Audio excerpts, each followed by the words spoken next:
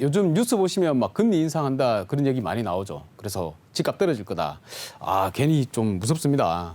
보면 지난 5월 4일이죠. 5월 초에 옐런 재무부 장관이 미국 재무부 장관이 이제 금리 올릴 수도 있다 이렇게 말을 하고 그 뒤로부터 계속 이제 금리 인상에 대한 시그널이 보이고 있습니다. 자, 하는 총재도 연내에 금리 인상이 유력하다라고 얘기를 하고 그에 따라서 뭐 기사들이 많이 나옵니다. 11월, 10월 이때 한은도 금리 인상 뭐 한다, 버튼 만지작거린다 이런 기사들을 볼 수 있으니까 아무래도 금리가 인상돼 가지고 내가 이자가 많이 나가게 되면 사람들이 좀 부담을 가지겠죠. 그래서 집을 안 사게 되고 집을 안 사게 되면 팔려는 사람이 많아지니까 또 매물이 많아져 가지고 집값이 폭락한다. 그게 또 이 스토리 아니겠습니까? 보면 또 너도 나도 연끌을 해가지고 가계부채가 되게 위험하다. 우리 가계부채가 너무 크다 보니까 이 또 가계부채가 큰데 금리까지 인상해버리면 난리 난다. 이거죠. 그런 레파토리죠. 자, 그런데 말입니다. 한번 보시자고요. 이 가계부채 문제가 언제부터 불거졌느냐? 제가 그냥 기사를 찾다가 봤는데 2002년도에 보니까 이때 새 가계부채 급증에서 가장 염려된다 이렇게 나왔습니다. 그래서 한 10년은 제끼고요. 2011년도부터 보면 가계부채 폭탄 내년의 고비, 2012년에 시한폭탄 앞으로 1년이 고비, 그리고 2013년에 또 보니까 가계부채 천조, 14년에 한근 가계부채 잠재 위험 높여, 뭐 계속 가계부채 빨간불, 이게 10년간 계속해서 지금까지 6일 전까지 채무자 4명 중 1명이 고위험군, 가계부채 일촉즉발. 20년 동안 가계부채 때문에 시한폭탄이라고 일촉즉발이라고 계속해서 기사가 나왔습니다. 20년 동안. 자, 그런데 여러분, 부채는요 원래 증가하는 겁니다. 자본주의 사회에서는 부채가 증가하지 않고 내려간 적이 한 번도 없습니다.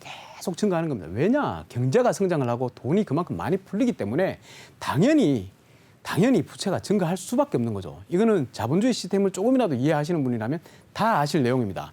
급격하게 가계부채가 너무 상승한다. 그러면 문제가 될 수도 있겠지만 꾸준히 상승하고 있는 추세다라고 생각을 하시면 되겠습니다. 너무 겁먹지 마시라. 자, 가계부채는 이 정도로 하고요. 그러면 금리 인상. 금리가 인상되면 집값이 폭락하느냐. 그냥 부동산 역사를 한번 보면 됩니다. 딱 역사를 보면 우리가 2005년부터 2007년까지, 2008년까지죠.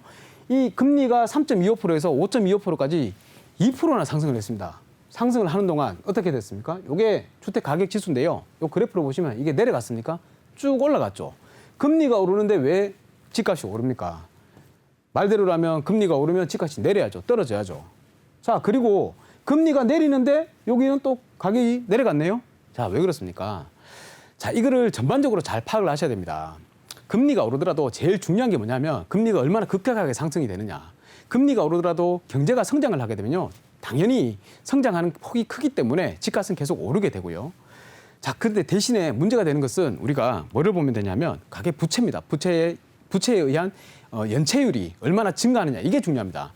금리가 막 올라도 그 금리를 감당할 수 있는 수준이 되면 집값이 내려갈 이유가 없는 거예요. 그런데 금리가 오르는데 거기에 비해서 연체율도 막 증가를 한다. 내가 은행에다가 이자를 갚지 못해서 연체가 계속해서 증가가 된다. 그게 어느 정도 증가가 많이 되면 그때는 이제 문제가 될 수가 있는 거죠.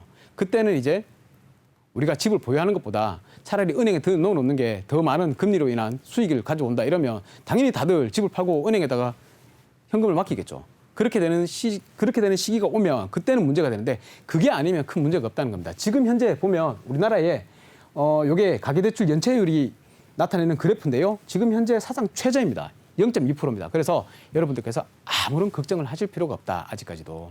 만약에 연체율이 1%, 2% 막 올라간다 그러면 그때 고민하십시오. 그때는 저희가 나와서 먼저 말씀을 드리겠습니다. 지금은 집을 살 시기가 아니라는 것을요. 그래서 여러분들께서 금리 인상에 대한 너무 걱정 많이 하시지 마시고요. 앞으로 다음에 계속 또 지켜봐 주시면 좋은 정보 드리도록 하겠습니다. 감사합니다.